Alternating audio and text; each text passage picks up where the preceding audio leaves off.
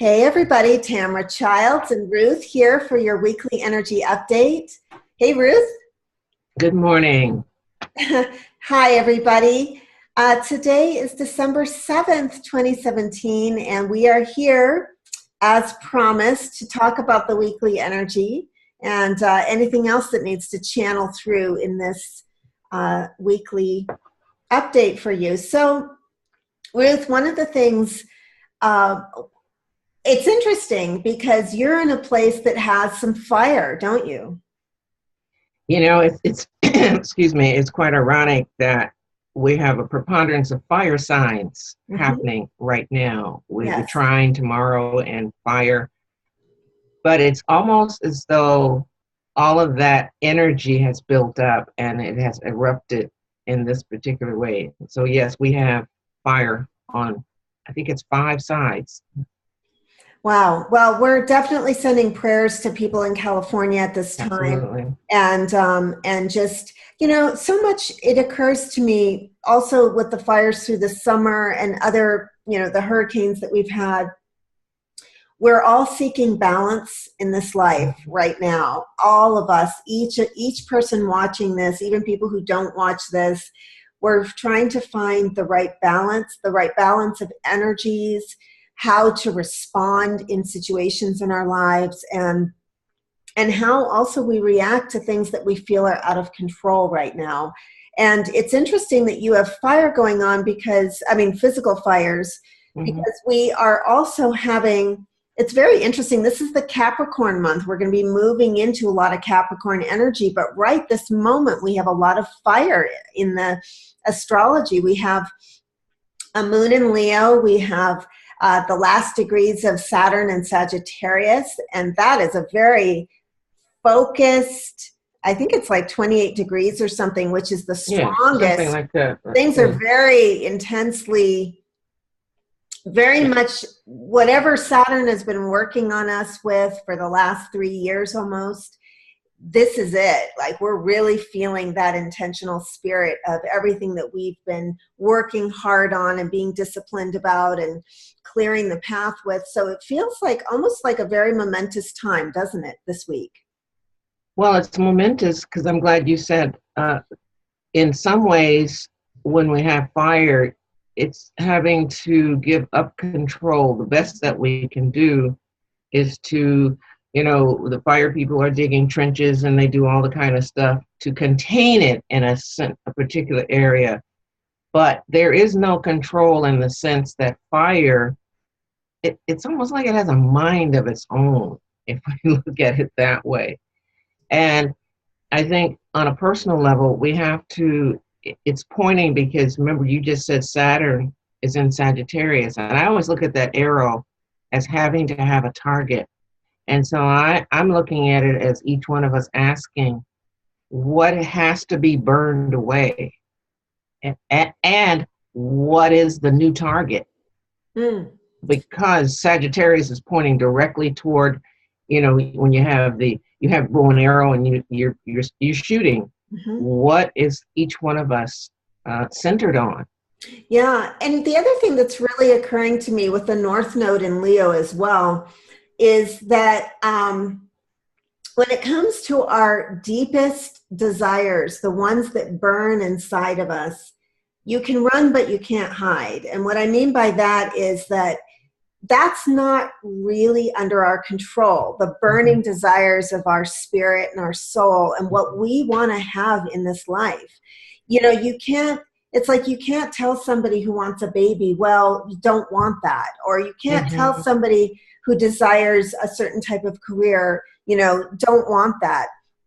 And so one of the messages I have for people is that if you are feeling the directives of your soul and your desires kind of burning uncontrollably underneath the surface, this is a really good time to follow those desires. Absolutely. Yeah. And I want to add to that. I was sitting, and in fact, I was doing my journaling, and it said the squares, particularly for certain signs, particularly with Pisces and the other water signs, it's time to channel that energy particularly with the Pisces, if you're within the degree of some of these other, particularly Sagittarius and Saturn and Sagittarius, retrograde Mercury, they're all going to be squaring. So it's important to use that dynamic energy. I would say channel it as best you can into some kind of creative pursuit, because it's like building up this head of steam. It's going to explode somewhere. So we might as well consciously use it for creative endeavors. I really appreciate you saying that, as a creative person who kind of moves through my creative stuff in fits and starts, like a lot of creative people, that sometimes there's this, like, if we're honest about how we feel, some of us have, especially if there are squares that are working on us, we'll feel almost this explosive, just a, you know, sometimes you just want to roar, and that is the energy that we're talking about. If you're feeling tension building, if you're feeling this just energy beneath the surface, like you just want to claw your way out of something, usually that is that's a very primal creative part of you that needs to be focused in a specific direction, and each of us has the creative in us. So I agree with you. I encourage people to use, because you're talking about Mercury in Sagittarius. So if we've got some Virgo people or some people with Gemini and Pisces, you're going to feel this Mercury retrograde with the 28 degrees back to 13, I believe. And so you're going to feel that movement, that pressure to birth something. Absolutely. That's a good birth something. Yeah. Because I've been literally witnessing what happens if we don't express it, we tamp it down. And that is often a potent situation for, quote unquote, the word depression, because we're holding that energy down. Very much. And I personally, as a highly sensitive and an empath, it's very familiar at different times in my life. Like when I was younger, in my teens and 20s, I think it was headaches I would get. And then other times, it just manifested as like sort of under the radar illnesses, or just not feeling well, or even physical pain that can't really be explained. And all of that, the body is where the subconscious speaks. Oops. Sorry about that. Let me turn that off there. And so it's a place where, truth is seen through the body. The body will tell. I am so glad you said that, because that is, particularly since we're in the season for all of the holiday kind of things going on, and there is a lot of this pressure running around and all of that. Self-care, with just what we said, it's way up there at the top of the list, because the body will take, as I call it, will take the hit if we don't pay attention. So I'm glad you said that. Yeah, tomorrow on the radio show, I'm going to talk about relationships and the dynamic tension that we can feel in relationships, and also the feelings that we have during the holidays that come up from relationships, past, present, or imagined future. Like, why is this not here now? All of that stuff also works through the body. So if people are listening to this and it's December and you're supposed to be really happy right now, just know that there are a lot of big transitions occurring. Also, Saturn is shortly to move into the next sign. That's a huge thing that impacts all of us. So just take it easy a little bit this week, and definitely follow your passion right now. Follow that what your little boy and little girl inside wants, that passion of yours, because I really, and you bring this up a lot in our talks, Ruth, I really appreciate that the North Node in Leo is about play and creativity and Right. what brings you joy, not whether it's dutiful for the world. So that's, the burning desires are still there for each of us. And this is a week to really pay attention to what your desires are. Journal them out even.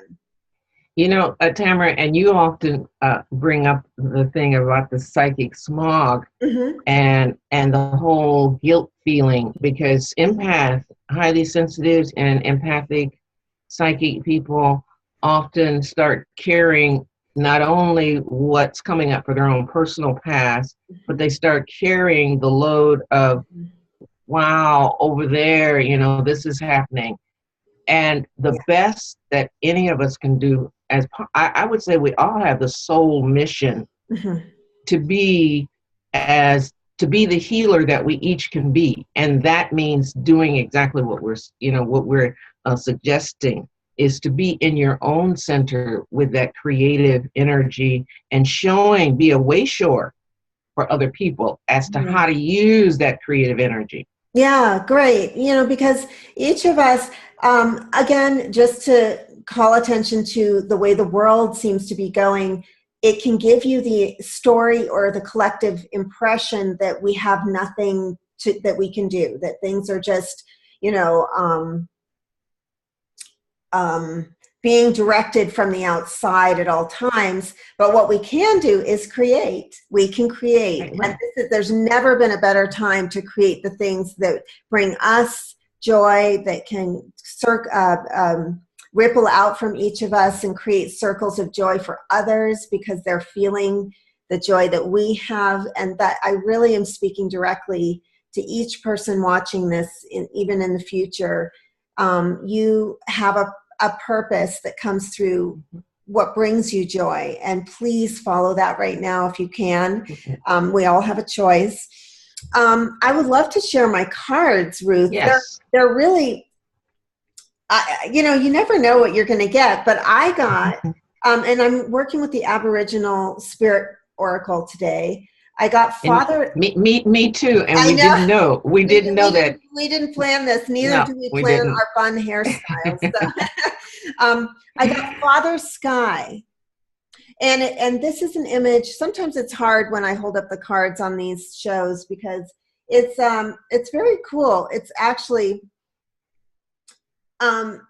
basically that there is information coming to each of us this week, being downloaded,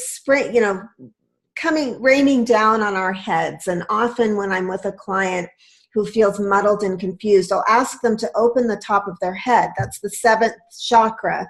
And that's the place where you can receive light. And if there's a storm cloud over there, you got to push that cloud over and let the light come down.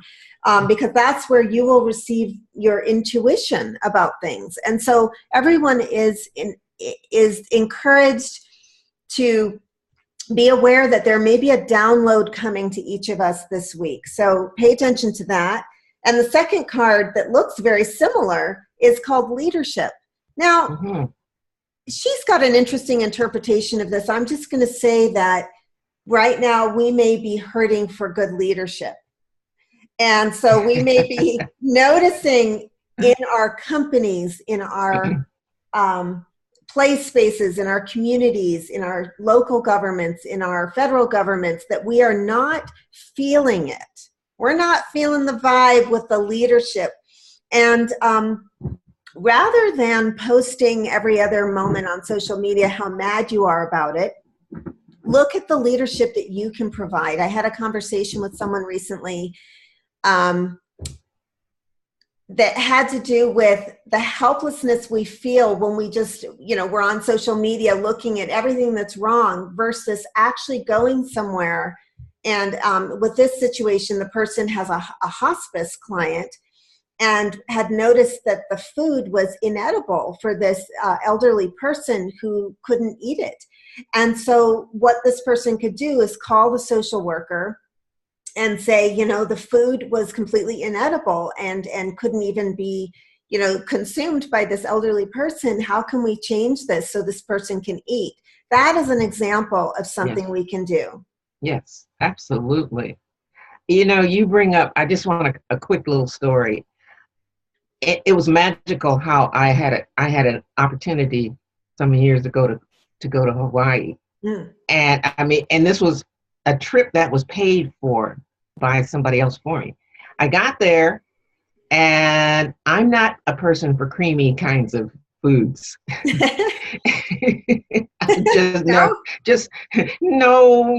The sauces.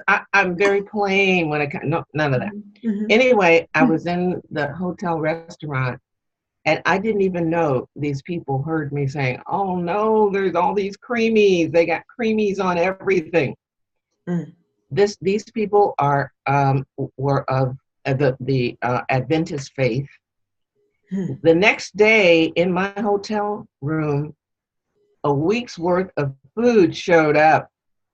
These people had gone home because Adventists are vegetarians and just like I am. Okay. And they had prepared a week's worth of food and they brought it to the hotel. And to this day, I don't know who they were. They just said, "Would you give this to the lady? Because we know that she doesn't do the dairy kinds of things, and we just want her to. We don't want her to be hungry this week." And that forevermore touched my heart, that these people would listen and do this. And that's the kind of thing, if we can do something, it doesn't have to be preparing food if you're not, a food person, but it can be something else that will touch someone. Well, and we do touch each other all the time. And I think this is a time we're moving into. It's more and more important to realize, because our society's been set up for a while, especially in city living, where we receive things from corporate entities. We go to a grocery store owned by a corporation that owns the food that's canned through corporations. The lights come from a corporate, entity. Everything, it seems to be governed by something outside of ourselves, and we've lost the understanding that we can make a little garden on our windowsills, that we can create at a very primal level, a basic level, our survival. And I think survival fears are kind of coming up for a lot of people right now, because we are imagining that we are sitting here waiting to be fed like little birds. And instead, we have to pull our power back and begin to create. If we're not finding out there what we think we need to be fed by, we have to create it from in here. And I feel like this is have been our message. How long have we been doing these updates? Like 8-9 months now? Mm-hmm. Yes. And I feel like that is such a through line message that we have had, is create it. And I want to add to what I was saying. Yeah. The creating, the reason we can attract a thing is because we've already created it within. Mm-hmm. That's part of our creation process. Mm-hmm. I think that's a very good thing. 8 or 9 months, mm-hmm. and we say create. Mm-hmm. But the first part of the creation must start within us. Oh, yes. Yeah. So this is where we are, supported by the fire Mercury retrograde, and that's Saturn and Sag saying 28th degree is a very strong degree. And it's like, we're coming to the end, but with a bang. So think deeply about what it is, why you are here, and what your destiny is. And are you allowing the parts of your destiny to express themselves that really need to come out right now, because the world needs it. The world doesn't have it. We're searching out there for something that's inside that we can give a voice to. Now, my third card, I just want to share this. Again, I never know what I'm going to get, but I got surprise. Oh. This is a really fun card. This can be a surprising week for each of us. I want everyone listening to this to look for their surprise to come. It could come in the mail. It could come. It could come in the female. Yeah. It could come however, but what it is the delight that you feel when something surprising happens. That delight is the connection. It's like, oh, I can connect to a whole universe of feeling that I haven't been allowing myself to, because I felt like things were closing down on me and it was just too depressing. So I'm just in the depression universe. Well, I like that surprise because it's right on the backside of the journey. And the journey, I'm looking at Mercury and Sag, because, you know, anytime you have Sagittarius, take a journey, but I think it's more the journey inward. Yeah. Although outward journeys are really great too, because we have Mercury and Saturn conjunct. So, and as a result of our journeys with the surprise, we will forever be changed. We don't know what that change will be. That's your card, surprise. Yeah, but I like that. By journeying, we will be changed. Ruth, I want to mention too, an important conjunction is happened this week as well. Yesterday is conjunction of Mercury with Saturn. And to me, my understanding of this intuitively is a crystallization in your concept, your mind, your understanding, the thought, the consciousness of you, about something about your purpose, or like what, you know, to some degree, maybe for 3 years or so, we've been like, what am I doing? Okay, I'm working on this, but what is it going to be? How is this crystallizing? So I'd love to encourage people to allow your understanding to come up this week. Like, what's crystallizing in your consciousness right now? Well, I want to bring up, it can be the dark. Yeah. The Saboteur. Yeah. Now, the Saboteur, if you put Mercury and Saturn together, can be staying in the depressive languaging, because remember, Mercury is our voice. Yeah. And like you just said, Saturn is the truth. So the truth can be, do we stay in the negative and we keep telling that untruth that I can't do anything? I want to refer back to creation, like you pointed out. We all have the ability to create things that can lift us, each other. And the other thing I want to say about Saboteur and Mercury conjunct Saturn is the other two words that come to me are, there's a story we're telling ourselves about the structure or the story we're in life. Yes. Like, oh, well, my life doesn't involve, you know, relationships because I'm past a certain age, or, well, it's too late to write the book because I was supposed to write it 10 years ago and I just never did, so I'm not allowed to. That's a story about structure, and we are encouraged right now. It's interesting. I woke up this morning, and the universe was speaking to me through almost a very subliminal message, which was, it's an energetic. Sometimes when you have a really good dream, Ruth, and you wake up and you try to hold on to that feeling because it's not like your ordinary life. Yes. Yeah. Absolutely. And other times you'll have a kind of a hard dream and you'll wake up and think, oh, that, you know, that must mean something. Well, we have the ability to touch into any way of being right now. That's right. We do. Any universe of feeling. You can feel many different ways right now. And what Saturn and Mercury are saying is, like, we'd like to make something real for you right now. We'd like to manifest and crystallize something. So let's look at the story you're telling yourself.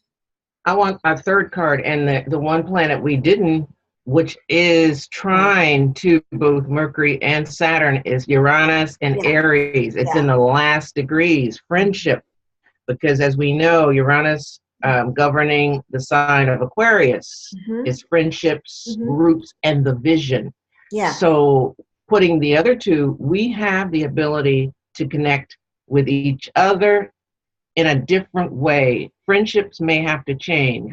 We use that word, but we also have to become the friend to ourselves. The healing becomes the friend to ourselves. And so don't forget Uranus in that mix in Aries. It says, really jump into that new beginning, because it'll be leaving around May of 2018 and going into Taurus. So Yeah, we going need to into use Taurus. that fiery energy. Yeah. Wow, I feel like there was a lot of information in today's show, and some of it is technical, but some of it, our viewers are going to be all different kinds of people. Some of you speak the language of astrology more than others, and I hope that we've blended the language of astrology enough to give you a sense that this is a really, we want this to be a really good dream for you, and life can be a really good dream right now, despite the nightmare you're being fed by different sources. So just tune into the dream and tune into your surprise and tune into your download, and think about the ways this week that you can lead your community, your friendships, toward something that is playful and is your dream for your life. So take action. This is an action week. It is, with all this fire, and take action to create and to share that with someone else. Yes. Okay, guys. Well, and look forward, if you're not in the weekly energy update Facebook group, we'll put the link below, as we always do, and ways to get a reading with me and with Ruth. And we encourage you to join that, because that's the only place you can get our live streams. And we are going to be soon doing a live stream about Jupiter through the houses and also Saturn in Capricorn. So stay tuned with us and have a wonderful week. And we'd love to hear how your week is going. We'll see you. Bye. Thanks.